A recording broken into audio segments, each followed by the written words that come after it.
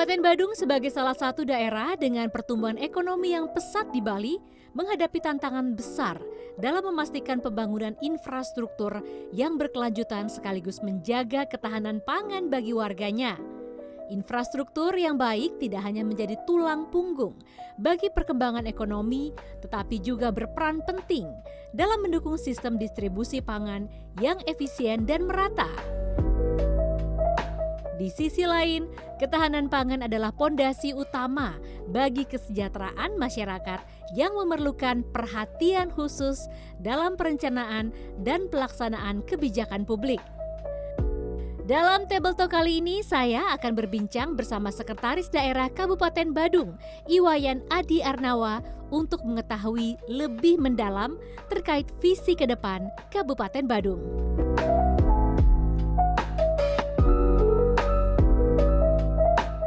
Bapak Iwayan Adi Arnawa, selamat siang Pak, apa kabar? Siang, baik. Baik ya, terima kasih banget loh kita sudah diluangkan waktu sini, kita sudah sampai ke Badung, Bali.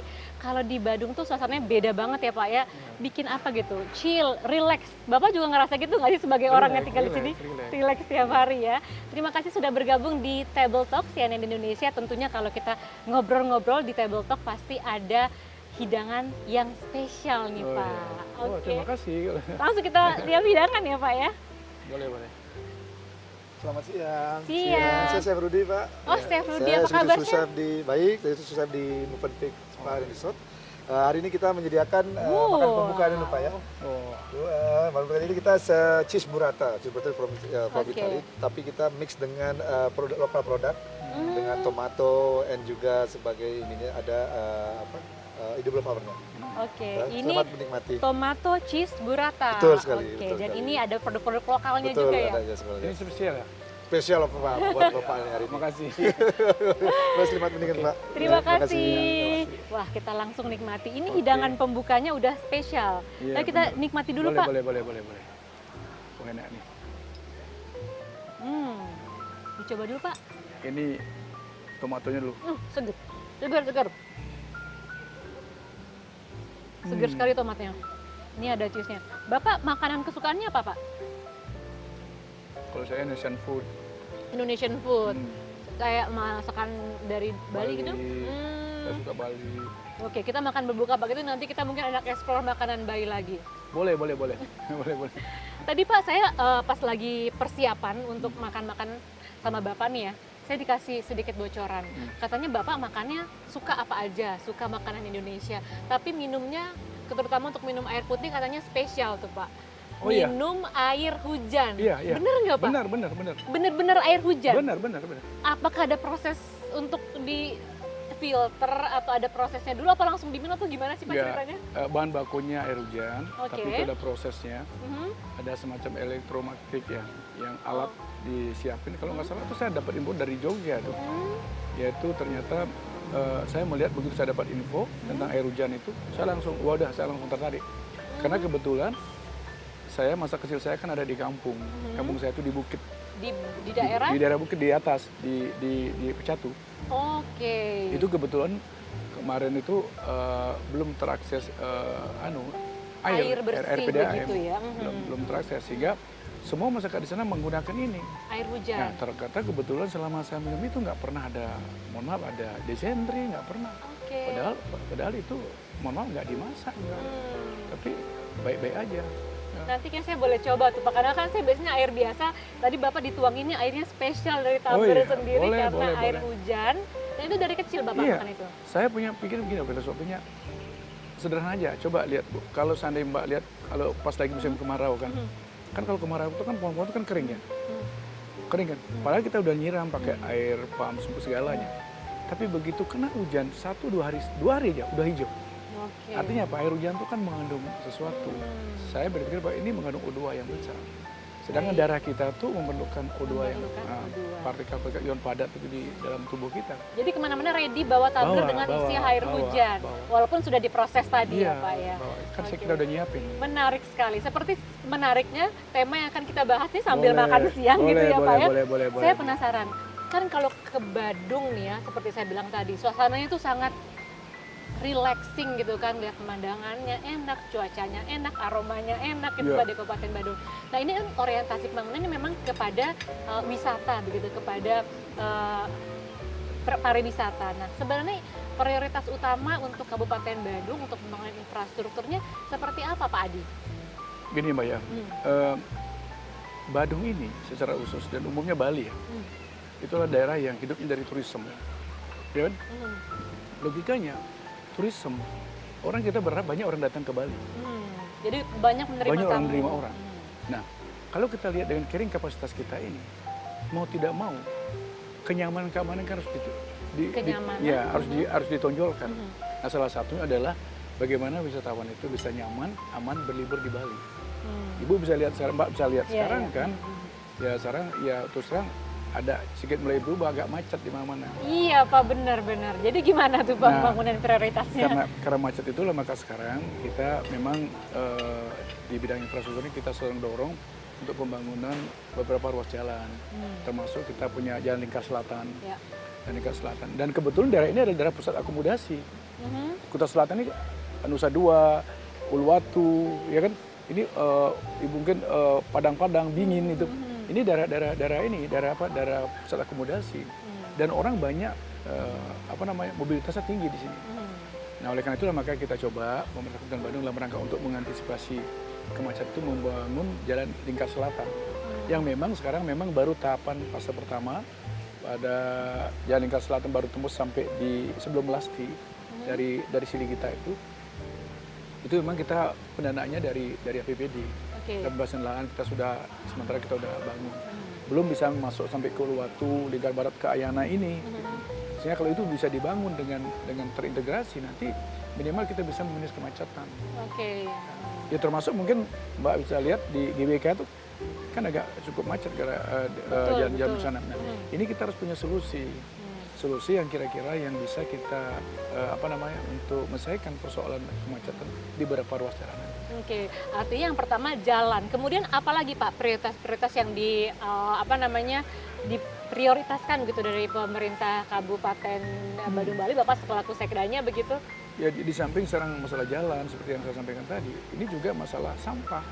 Karena agar tidak nyaman. Kan otomatis dengan banyaknya orang datang itu akan menimbulkan sampah, membawa sampah kan. Nah ini juga harus kita perhatikan. Memang sesuai dengan regulasi pada Gubernur Bali yang menyatakan pembahasan pengelolaan sampah itu berbasis sumber di Bali. Artinya penanganan sampah itu kita berdasarkan wilayah dari sumber sampah itu. Contoh misalnya di sini ada beberapa desa ada beberapa kelurahan.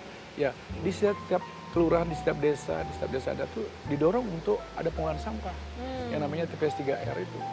Nah inilah yang kita lakukan sekarang sehingga jangan sampai nanti karena kita sebagai daerah turisme justru orang bawa sampah ke melewati jalan-jalan protokol kan kurang etis gitu. Jadi jalannya harus siap, pengelolaan sampahnya juga harus siap Pak.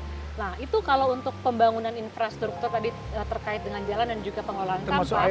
Termasuk air juga Ya Pak ya. Ini sekarang contoh misalnya kami di Badung, khususnya di Badung Selatan ini, kan ini mohon maaf kan sumber air kami nggak ada. Selatan nggak ada sumber air. Kami hanya berharap dari air hujan dan PDAM dari sumber air dari penyediaan air minum ini. Nah dengan kondisi sekarang debit air kita agak kurang, kebutuhan air di selatan ini cukup tinggi. Kenapa? Karena kebetulan sekarang banyak terbangun infrastruktur, bangun akomodasi di selatan. Mau tidak mau air juga harus didorong dong.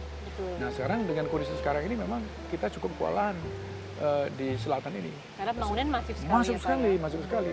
Seiring dengan pengembangan ruas jalan, otomatis orang akan berinvestasikan semakin banyak dan juga akan berdampak kepada kesiapan airnya ini. Nah sekarang hari ini kan juga kebetulan ada World Water Forum ya, ini dan dunia pun juga memikirkan masalah krisis air ini. Dan kami juga di Badung sekarang mencoba dengan menerapkan teknologi dengan PDM, yaitu mencoba memanfaatkan air di estuary, yang air yang buangan itu yang kita olah sehingga itu akan bisa diproses, dibakar-bakar dan bisa siap minum. Gitu. Oke, siap. Kita sambil makan dulu mungkin Pak, lanjut makanannya. Boleh. Saya paling suka nih kalau misalnya makan sayur, nanti jadinya makan pas lagi kita makan main course-nya makin lahap lagi. Dan memang penting karena katanya saya dengar dokter bilang orang Indonesia tuh banyak kena lambung karena kurang makan sayur. Kurang makan Karena di sayur. sayur itu apa namanya, sebelum makan tuh maka kita harus lama mengunyahnya. Mungkin kalau nggak suka karena kurang segar. Kalau ini segar banget Ini ya Pak segar ya? nih, enak nih. Lalu Pak, tadi kan Bapak menyebutkan beberapa pembangunan infrastruktur. Apakah ini melibatkan masyarakat nggak sih Pak? Atau bagaimana caranya Bapak melibatkan masyarakat agar juga membangun infrastruktur ketika itu kemudian jadi dan berkembang juga masyarakat ikut menjaganya begitu Pak? Kalau kita masalah pembangunan infrastruktur ini kan, kan kita diawal dari perencanaan. Perencanaan ini kan ada bottom up juga. Mekanisme itu kan ada musyawarah perencanaan pembangunan di tingkat desa, kelurahan, masuk juga ke tingkat kecamatan, baru musyawarah perencanaan pembangunan tingkat kabupaten. Tahapan-tahapan ini adalah merupakan bagian daripada keterlibatan masyarakat. Keterlibatan masyarakat di dalam perencanaan pembangunan. Jadi otomatis apa yang dirancang, apa yang direncanakan itu memang bottom up. Bottom up, tidak top down, bottom up. Nah, bottom up. Tinggal kita melihat dari pemerintah kabupaten melihat yang mana yang paling prioritas. Dan kita sandingkan dengan kapasitas fiskal kita kan gitu. Nah, ini memang yang dilakukan.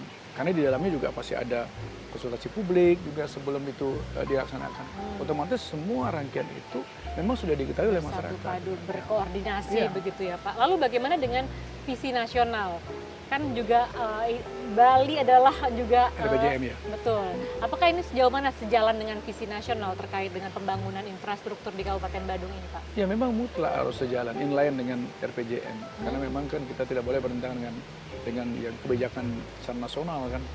Hanya tinggal membreakdown ini mungkin disitulah perlu ada semacam kesesuaian harmonisasi terkait dengan penyelarasan terhadap beberapa indikator-indikator. Baik. Indikator-indikator perencanaan secara makro terhadap pelaksanaan perencanaan pembangunan di daerah ini. Jadi semuanya sejalan ya Pak? Sejalan ya. Kita sambil makan lagi karena kita masih akan bahas terkait infrastruktur di Kabupaten Badung ini, bagaimana tetap cantik, bagaimana tetap bisa menerima turis dari manapun itu. Masih bersama dengan Sekretaris Daerah Kabupaten Badung, Bali. Kita akan kembali di Red Bull Talk saat lagi usai jeda.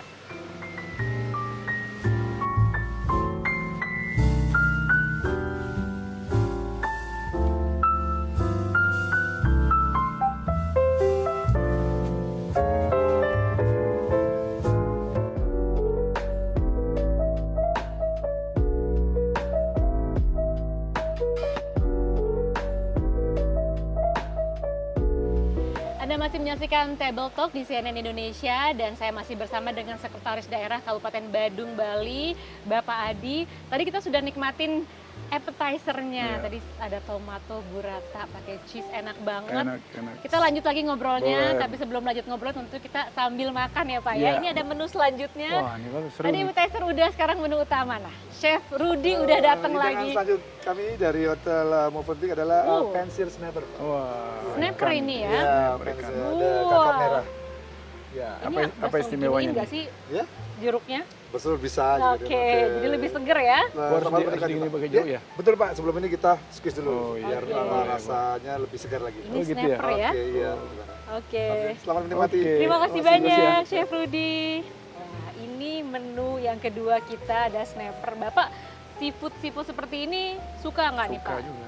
Kita langsung coba. Boleh. Ini di bawahnya ada bumbunya. Ini kentang. Enak.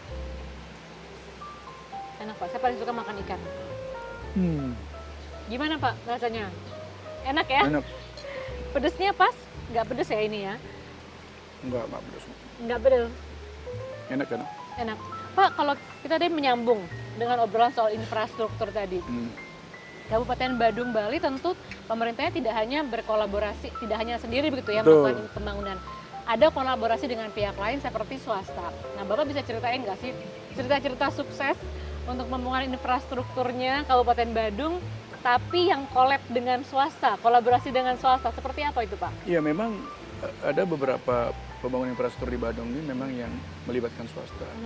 Ya prinsipnya sebenarnya kalau kita membangun di daerah, mungkin secara nasional juga ya. Kalau kita hanya mengandalkan APBN atau APBD, itu nggak mungkin. Oh gitu ya Pak ya? Nggak mungkin.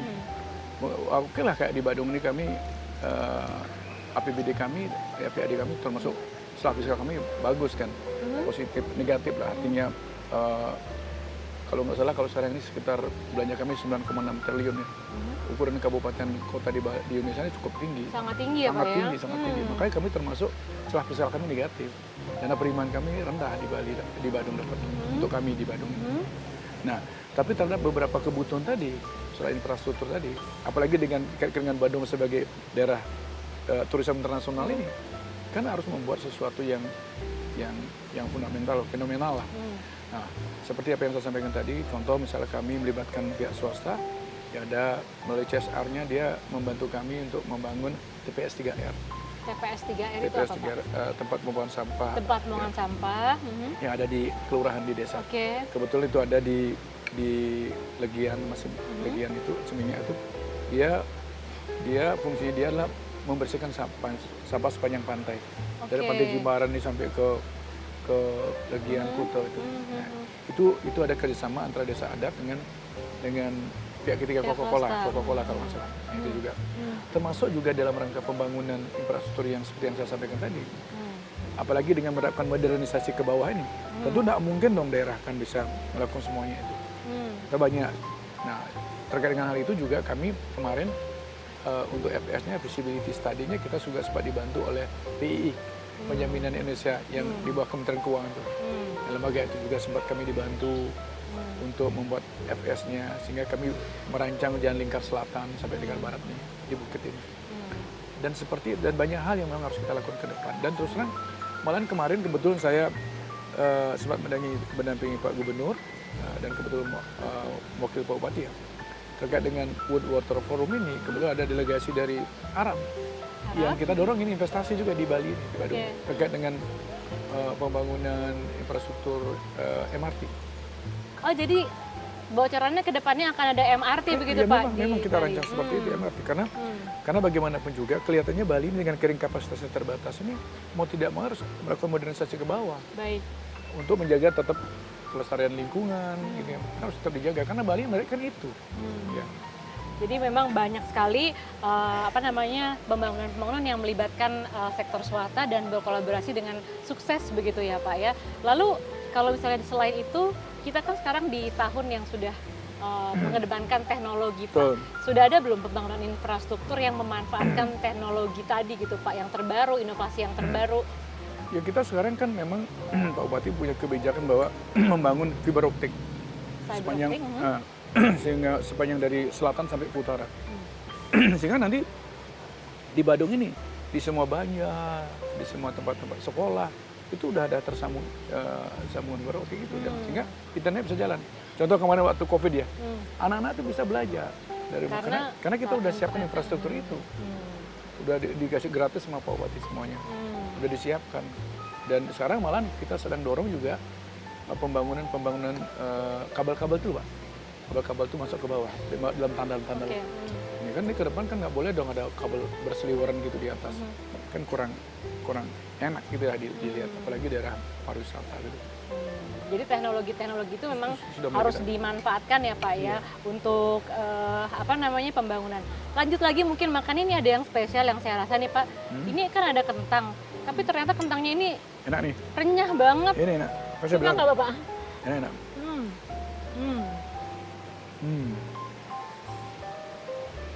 Enak ya Pak ya kentangnya ya. Saya lanjut lagi mau tanya tentang pembangunan infrastruktur Pak. Untuk data analitik, sejauh mana sih data analitik ini membantu pembangunan infrastruktur di Kabupaten Badung Bali Pak? Oh, sangat membantu sekali. Apalagi sekarang dengan kebijakan pemerintah pusat, sistem pemerintahan berbasis elektronik ini kan, SBBN ini. Ini kan memang semua berbasis teknologi sekarang kan. Dan semua layan-layan kita juga seperti itu, tidak mau lagi konvensional kayak seperti itu dulu lagi. Memang di Badung secara bertahap kita lakukan langkah-langkah pembangunan yang berbasis teknologi ini, apalagi di daerah internasional kayak sekarang ini. Semua kita lakukan seperti itu. Dan memang seiring dengan perkembangan juga kita perlu lakukan bertahap kan, dengan kemampuan fiskal kita, termasuk kesiapan SDM-nya juga. Ini kan juga sangat mendukung gitu. Tidak bisa walaupun kita punya secara political will ada keinginan seperti itu, tapi kalau dapat didukung oleh fiskalnya atau mungkin termasuk juga SDM kan nggak akan mungkin bisa. Bapak punya contoh nggak gimana di mana di Kabupaten Badung Bali ini data-data analitik itu membantu keputusan penting di pemerintahan Kabupaten Badung Bali ini membantu untuk mengambil keputusannya begitu Pak dengan data analitik? Ya ternyata kan kita dengan mudah bisa dapat contoh misalnya kita memberikan bantuan, kayak kemarin waktu COVID, kita memberikan sembako, data tuh cepat tersampaikan dalam satu data. Apalagi sekarang dengan kebijakan pemerintah pusat dengan sistem satu data ini kan cepat kita jauh, terutama di yang ada di kami kebetulan punya comment center kan. Jadi semua data-data terkonsentrasi di sana.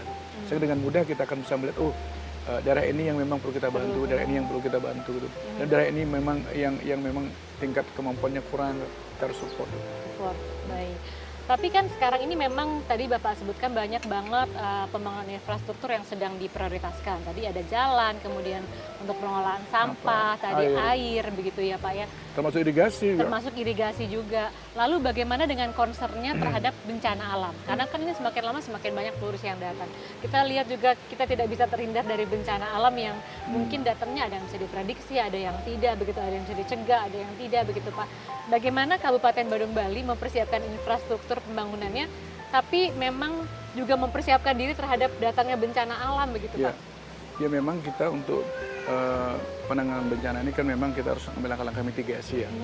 Samping kita melalui BPBD kita mengambil program-program yang terutama program-program bagaimana satu ada semacam sekolah-sekolah yang dididik untuk penanganan bencana dalam rangka memberikan edukasi kepada anak-anak kita sehingga ketika daerah yang memang rentan bencana, contoh seperti di Nusa Dua ini, kan di pinggir pantai itu, ada tsunami itu, dia sudah diberikan bagaimana melakukan edukasi dalam rangka mitigasi. Jadi, termasuk juga sekarang kita dorong juga Dinas PPR, satu perangkat daerah yang mengeluarkan perizinan persetujuan bangun gedung, surat layak fungsi gedung ini juga kita dorong untuk dalam rangka untuk bahan baku ini, pembangunan ini biar benar-benar dipilih yang memang yang tahan untuk bencana. Ya mungkin secara teknis nanti tim dari PPR sudah tahu lah kenapa yang harus didorong, termasuk ukuran-ukurannya juga. Ini penting loh, karena bagaimanapun juga kan kita di Bali ini kan harus ada kepastian terhadap kenyamanan, baik terhadap pembangunannya, buildingnya, termasuk juga yang lainnya gitu loh. Jadi artinya untuk penanganan bencana ini yang pertama Bapak sebutkan tadi adalah edukasi dulu dari masyarakat untuk bisa aware terhadap bencana, bagaimana jika terjadi bencana mitigasinya, bagaimana evakuasinya, dan dari gedung-gedung ini juga menyediakan gedung yang layak gitu ya Pak ya? Ya dari si bahan-bahannya ini memang layak tahan bencana lah gitu. Misalnya dari bahan-bahannya itu, dan itu memang sudah didorong oleh dinas kami, karena kebetulan dinas PPR itu kan yang mengeluarkan persetujuan bangunan gedung PBG, yang dulu namanya IEB, sekarang PBG namanya. Oke, sejauh ini gimana Pak pengawasannya terhadap gedung-gedung ini agar tetap bisa aman dari bencana? Bagaimana pengawasannya sejauh ini yang dilakukan oleh pemerintah Kabupaten Badung Bali supaya menjaga terhadap siapa turis yang datang mereka merasa aman begitu? Iya, memang secara berkala kita ada tim yang melakukan pemantauan. Contoh misalnya kayak di hotel-hotel ini, kemudian ini ada bagaimana pemanfaatan untuk menghindari kebakaran. Kan ada pemantauan dari dinas kebakaran kami memantau, termasuk bagaimana alat-alat pemadam kebakaran sudah ada nggak di sana, dilakukan pemantauan. Kadang-kadang kan hotel-hotel juga tidak menyiapkan, itu kan salah satu mitigasi juga, itu juga ingatkan. Jadi pengawasan itu sudah dilakukan ya Pak ya? Dilakukan gitu, termasuk juga ada pemantauan pemanfaatan ruang yang dilakukan oleh dinas PUPR kami. Terus juga dari Satpol PP juga melakukan pemantauan secara berkala terhadap pembangunan yang ada di Badung ini. Karena bagaimanapun juga ini kalau ini nggak dikontrol, ini kan juga berbahaya buat kita, terutama kan kepastian kenyamanan buat wisatawan ini kan harus kita jamin. Apalagi sekarang banyak juga ya bangunan-bangunan yang karena memperhatikan kecantikan, keestetikan, dibangunnya di tebing-tebing begitu ya Pak ya. Itu juga perlu pengawasan gitu ya. Betul. Kita masih akan bahas nih terkait dengan pembangunan infrastruktur di Kabupaten Badung Bali yang indah ini sambil makan juga dengan Pak Adi, Sekretaris Daerah Kabupaten Badung. Tentunya Table Talk masih akan kembali usai jeda. Tetaplah bersama kami.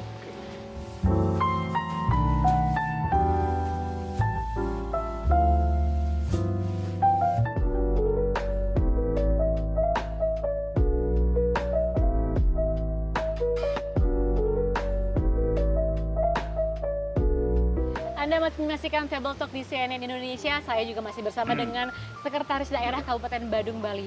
Pak Adi, masih ada space-nya nih di perutnya. Kita masih mau lanjut makan. Iya. Masih ada ya Pak ya. Masih, Kita lanjut masih. menu selanjutnya karena masih ada perbincangan seru lainnya. Iya. Kali Ini dia. yang selanjutnya adalah bebek goreng Bali, Pak. Wow, ini Bebek favorite goreng Bali, banget. ya. Yang sudah pasti kita menggunakan produk lokal dari Bali, dan juga kita menggunakan nasinya nasi gurih, Pak. Iya. Nasi gurih Bali, Oh, ya. wanginya udah kerasa. Ini bisa Enak, merasain enak. wanginya Iya, luar oke, biasa. Pak, kalau Emang ada bedanya nggak sih kalau bebek dari Bali sama yang nggak dari Bali? Ya, beda sekali dong. Beda ya? Karena kan orang yang kita ini dari Bali juga. Ini yang hidangan spesial. Kita langsung buktiin Boleh, aja ya Pak ya. Selamat menikmati, Pak. Selamat Terima menikmati. kasih. Oke, Wah, ayo. ini yang paling saya cari kalau pergi ke Bali. Oh, ya? Bebek, Pak. Bapak juga gitu nggak sih kalau Bapak kan setiap hari di Bali begitu ya? Iya, iya. Tiap hari makan bebek juga nggak tuh Pak? Enggak sih tiap hari. Enggak. Tapi sekali-sekali makan bebek. Oke, mari kita Iya. coba Pak bebek Oke deh. Balinya. Kalau saya paling suka bagian kulitnya. Jangan loh, Jangan ya? terlalu ini. Kulit itu kolesterol ini. Bapak lebih suka dagingnya ya? Suka tapi Hmm. nasinya juga enak. Nasi gurihnya enak dan ini benar-benar lembut banget bener. Memang spesial kalau bebek dari Bali. Jadi kalau misalnya ke Bali, Tapi kalau di luar nggak gini ya? Nggak seenak gini. kalau saya sih suka banget soalnya bebek Oh iya? bebek Bali. Dan kalau yang dimasaknya lembut itu kan, jadi kita makannya lebih Iya, iya. enak dan nggak berbau. Iya, iya. Ini yang membuat dampak. Jadi kita nggak bisa berhenti makan gitu kalau di Bali ya kan, makan lagi. Tapi kita bicara soal dampak, kali ini dampak dari pembangunan infrastruktur, Pak. Sebenarnya seperti apa sih dampak yang diinginkan dari pembangunan infrastruktur ini terhadap mungkin kesejahteraan masyarakatnya? Seperti apa, Pak Adi? Yang jelas kan kalau kita bicara keinginan dampak ini kan jelas. Bagaimana untuk kesejahteraan masyarakat kan gitu. Ya terutama kan kalau kita bicara kesejahteraan tentu kita bisa lihat dari bagaimana pertumbuhan ekonomi di Bali. Karena terus terang seperti apa yang saya sampaikan di awal tadi, dengan Bali sebagai daerah turisme ini ya tentu dampaknya banyak.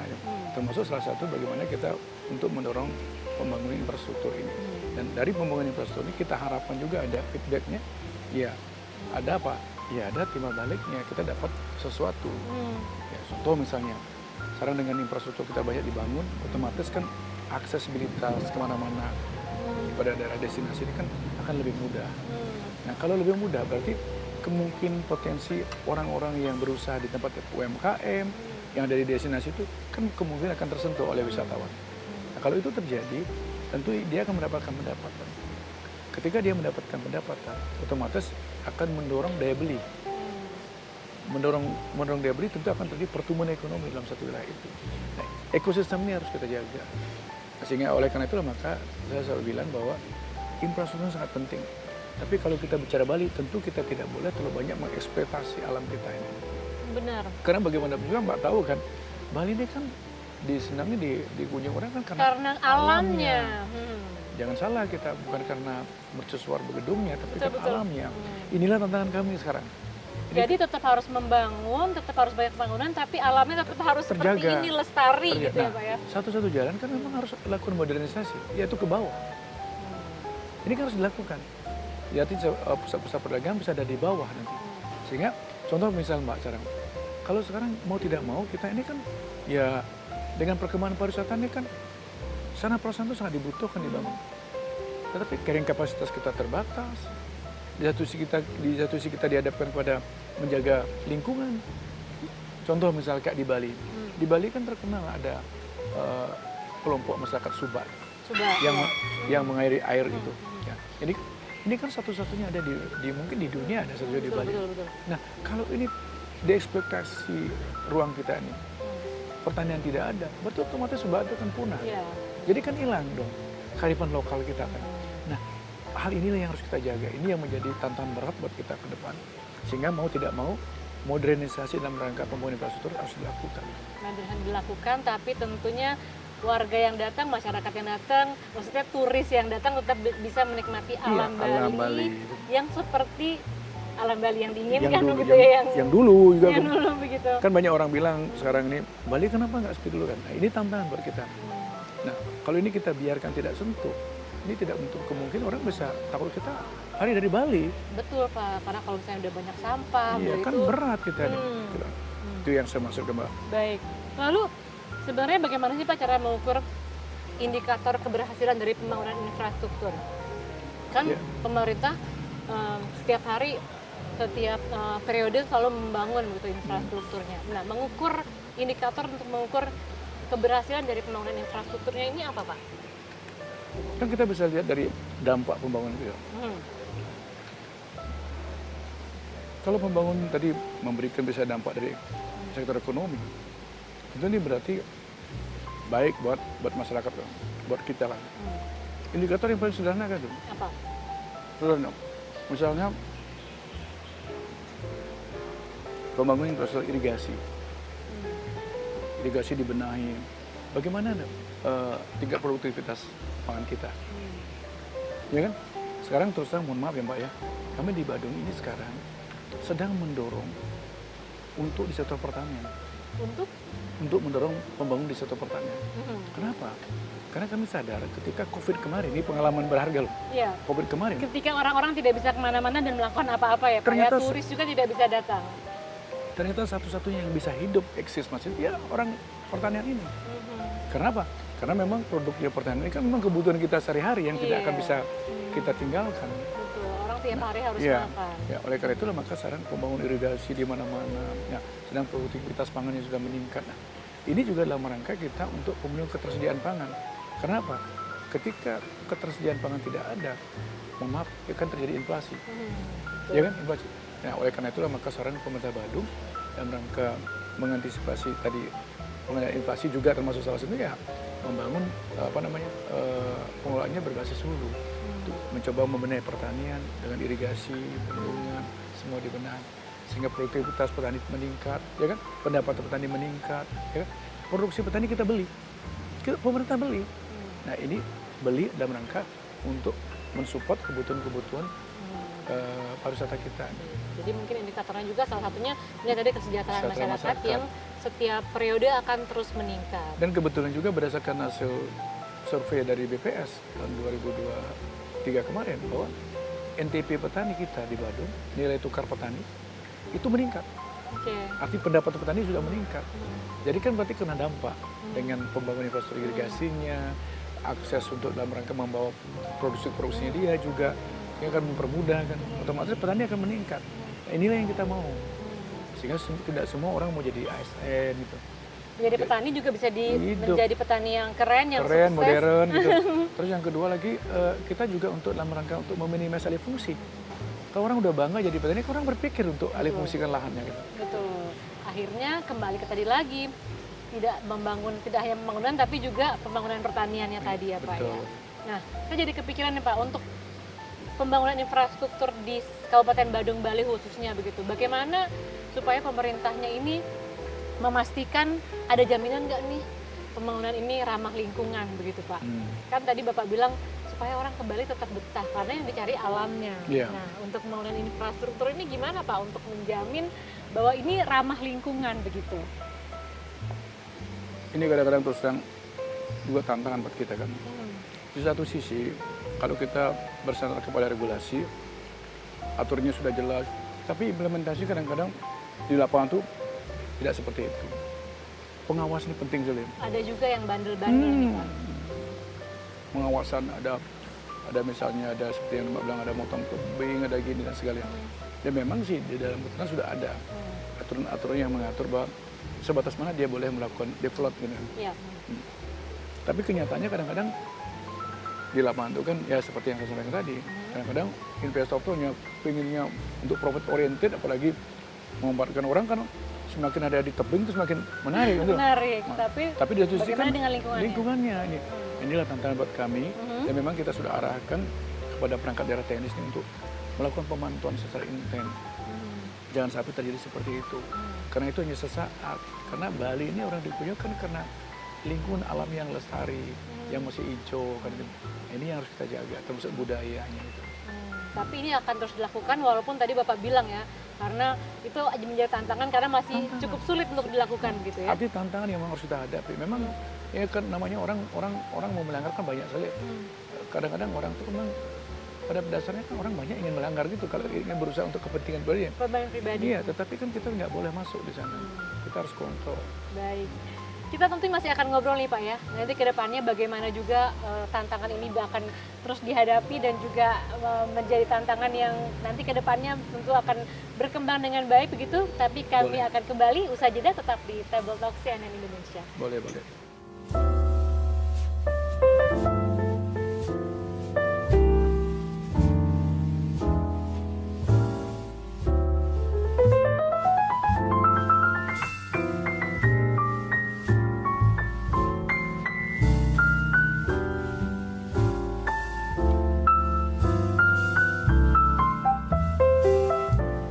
Pak, suasana ngelihat yang hijau-hijau ini yang mahal banget kayaknya. Kalau di Bali kayak seperti semuanya kayak gini ya Pak ya. Iya, ya memang ini menjadi daya tarik Bali kan. Nah, itu dia. Ini salah satunya kan memang harus dijaga seperti ini kan. Alamnya yang hijau, yang asri, yang bersih, udaranya bisa dinikmatin. Walaupun memang matahari cukup terik, panas. Tapi kita udah ini. bawa minuman. Tadi kita udah makan, sekarang kita minum. Ini kita minumnya purple tea. Jadi ini terbuat dari bunga talang ya Pak ya. Bunga talang. Gitu. Jadi silakan Pak. Seger deh pasti ini lagi panas-panas. Seger. Enak. Salah satu yang unik ya, bunga talang jadikan teh. Seperti ini rasanya enak. Dinikmatinya di Bali yang indah. Benar. Bicara soal ketahanan pangan Pak, ini sebenarnya seperti apa untuk ketahanan pangan ini Kabupaten Badung Bali menggebukan ketahanan pangannya begitu Pak? Gini ya, kalau ketahanan pangan itu kan merupakan program nasional ya. Program nasional yang memang dirancang oleh Pak Presiden, Pak Joko Widodo terkait dalam rangka ketersediaan pangan kita. Jadi selama ini kan orang kalau bicara pangan kan selalu orang berpikir di pusat saja. Terus orang digaungkan di semua daerah. Jadi untuk lokalnya sendiri, ya, lokal juga. apa, ya, sekarang kami di Badung ini dengan dalam rangka mendorong ketahanan pangan, kami mencoba memastikan dulu pangan tuh hulunya di mana? Di petani kan. Bagaimana menjadikan sektor pertanian menjadi bergeliat gitu. Nah, bergeliat dan tumbuh. Dan kalau kita ingin pertanian menjadi bergeliat dan tumbuh, tentu yang paling penting adalah petani itu merasakan manfaatnya, pendapatannya, kesehatan dari jadi bertani itu. Dia sendiri tidak merasa rugi untuk jadi petani. Benar. Ada programnya dari pemerintah Kabupaten Badung Bali sendiri Pak?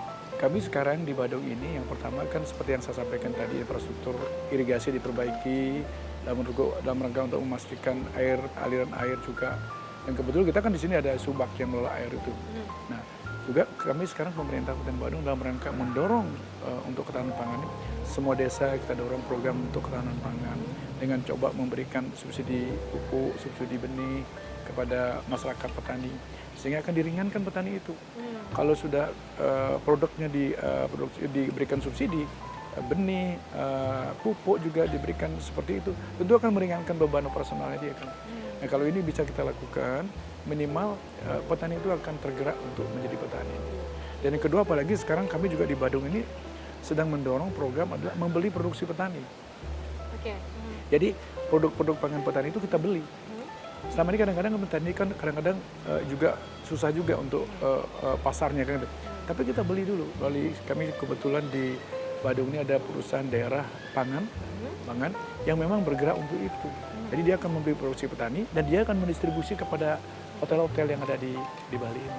Jadi kan marketnya sudah ada, jadi petaninya juga untuk berproduksi tidak ragu lagi begitu ya Pak. Tapi ada tantangannya nggak Pak sih untuk ketahanan pangan ini dan bagaimana untuk mengimplementasikan tantangan itu menjadi sebuah goal yang membuat Kabupaten Badung Bali semakin maju begitu Pak. Apalagi di sini kan memang pariwisatanya sangat unggul begitu.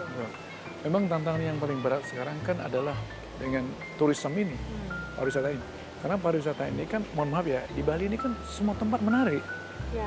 Jadi orang pada semua tertarik ingin bangun sesuatu, orang lihat bangun sesuatu di Bali mendatangkan sesuatu. Nah ini ya. Jadi orang ingin apa namanya, ruangnya dimanfaatkan. Nah, kalau semua dibiarkan seperti itu kan berbahaya, alih fungsi lahan terjadi, lahan pertanian nggak ada kan. Kalau kita bicara lahan pertanian udah nggak ada, gimana bisa bicara ketahanan pangan, kan susah kan. Nah ini tantangan kita.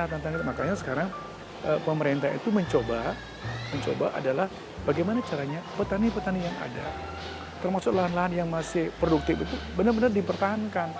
dipertahankan untuk memastikan bahwa ketersediaan akan pangan kita. Nah ini yang kita dorong sekarang, salah satunya memberikan subsidi, memberikan kepastian untuk membeli produk petani gitu. Dan kami juga di Badung sekarang ini sedang mencoba untuk membuat semacam produk beras Badung ya. Oke. Beras Badung. Ada spesialisasinya Ada nggak tuh? beras Seperti Badung. apa? Artinya begini, beras Badung adalah beras yang bahan semuanya dari petani di Badung. Tidak kami import dari yang lain. Ini juga memastikan bahwa petani di Badung itu sejahtera. Contoh kayak tahun 2024 ini, kita sudah memasang anggaran 9,6 miliar untuk membeli produksi petani. Bayangkan Mbak, 9,6 miliar itu beredar di petani, itu beredar uang akan terjadi apa dampaknya? Kan akan terjadi, contoh pertumbuhan ekonomi akan jadi, daya beli akan meningkat. 9,6 di petani itu kan Dan itu untuk petani lokal, untuk petani lokal dari Kabupaten Badung. Badung. Itu merupakan bentuk dari dukungan pemerintah Pemerintah daerah Kabupaten Badung untuk Kepada- petani lokalnya ya Pak ya. untuk menjaga asistensi petani gitu. Baik. Ya. Lalu selanjutnya kita bicara ketika sudah ada petani lokal yang didukung, kemudian juga produknya ada begitu Pak. Nah ini menjamin supaya produk-produk pertanian ini bisa didistribusikan secara merata, adil ke semua daerah di Badung Bali ini seperti apa Pak? Jadi semua orang bisa merasakannya, nggak ada yang tidak kebagian gitu. Ya inilah maka saya bilang ini harus secara paralel kita bergerak untuk penataan infrastruktur kan. Jadi hati-hati juga kadang-kadang kalau kita terlalu banyak membuat infrastruktur lahan pertanian, ini malah mohon maaf besok-besok akan ada kapling-kapling di pembangunan juga. Maka kita berusaha untuk menjaga ini. Jalan-jalan Subak itu kan ada ukurnya ya paling-paling lebarnya 1,5 meter lah. Tapi kalau nah inilah yang kita jaga. Kalau ini misalnya kadang-kadang kan ingin orang dibuka sampai 6 meter, akhirnya orang bisa naik mobil ke sana, besok berubah pertanian menjadi kapling-kapling. Ini yang kita jaga juga. Ini tantangan juga. Salah juga, Serba serba salahnya juga ya Pak? Ya makanya sekarang caranya adalah memastikan bahwa petani itu punya pendapatan. Itu kalau saya lihat, kalau itu sudah dirasakan, saya kira petani akan berpikir 2 kali lipat untuk alih fungsi kan. Buat apa? Dia produksi juga disubsidi oleh pemerintah, melalui subsidi pupuk benih. Yang kedua, produknya dibeli oleh pemerintah, kan sudah ada kepastian. Nah, ini yang kita dorong Artinya sekarang. untuk tadi distribusinya tetap lancar begitu ya Pak? Distribusi tetap lancar, gitu. Makanya kita sekarang berusaha membangun infrastruktur di beberapa tempat-tempat strategis, termasuk kita sekarang di Badung ini kan sedang akan membangun pasar induk untuk tempat penampungan daripada produk-produk tadi kita. Tapi membangun tadi seperti Bapak bilang jangan sampai akhirnya ketika dibangun ini jadinya jadi alih fungsi lahan. Ini tantangan. Jadi ini tantangan dan trik bagaimana supaya sukses terus didistribusi dengan baik. Iya. Kita akan lanjut lagi Pak, Boleh, menikmati ini sambil menikmati alam, tapi Boleh. Travel Talk masih akan kembali saat lagi usai jeda.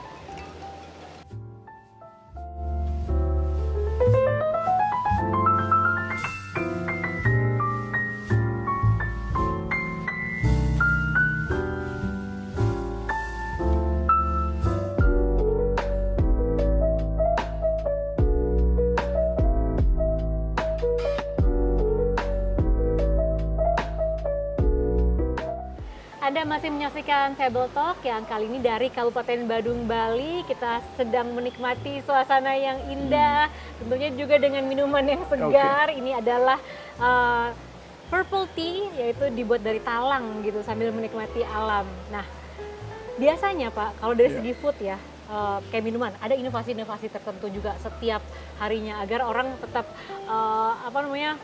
berkembang gitu kuliner. Kalau misalnya dari ketahanan pangan sendiri di Kabupaten Badung, Bali, Pak Adi, bagaimana untuk inovasi yang dilakukan untuk agar ketahanan pangan ini terus berkembang? Ya seperti apa yang saya sampaikan bahwa memang kita di Bali ini tantangan kita kan turisme ini ya. Turisme di satu sisi memberikan kenikmatan, di satu sisi juga turisme ini juga akan banyak memanfaatkan ruang kita yang ada di Bali ini. Yang mana kita tahu bahwa Bali secara khusus lagi Badung ini kan carrying kapasitasnya kan sangat terbatas sekali.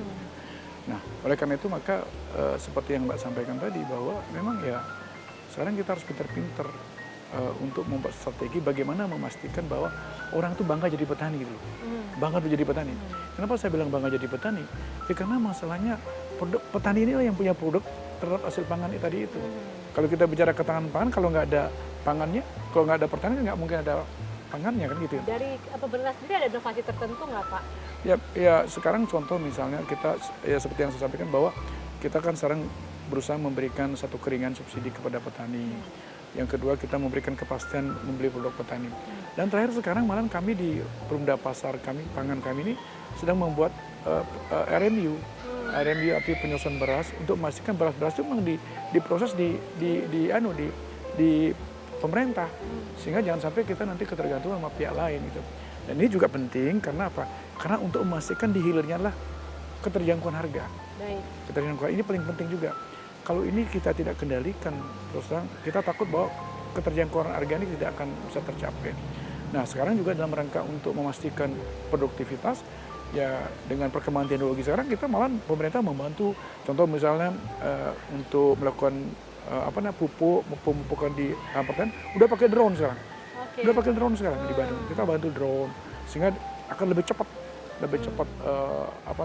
untuk melakukan pemupukan di sekitar sawah-sawah. Baik, itu artinya juga inovasi yang memanfaatkan teknologi juga ya Pak ya. Tapi kan kedepannya tadi Bapak juga sempat cerita-cerita bahwa Bali ini semakin banyak orang yang datang, baik itu turis atau mungkin orang yang ingin juga pindah ke Bali. Kita bicara soal urbanisasi. Bagaimana untuk Kabupaten Badung ini sendiri mempersiapkan adanya urbanisasi ini? Bagaimana ketahanan pangan untuk menyiapkan pangan bagi para pendatang ini? Memang ini dua hal yang berbeda nih. Di satu sisi orang datang, kita narik orang datang ke Bali, orang berlibur.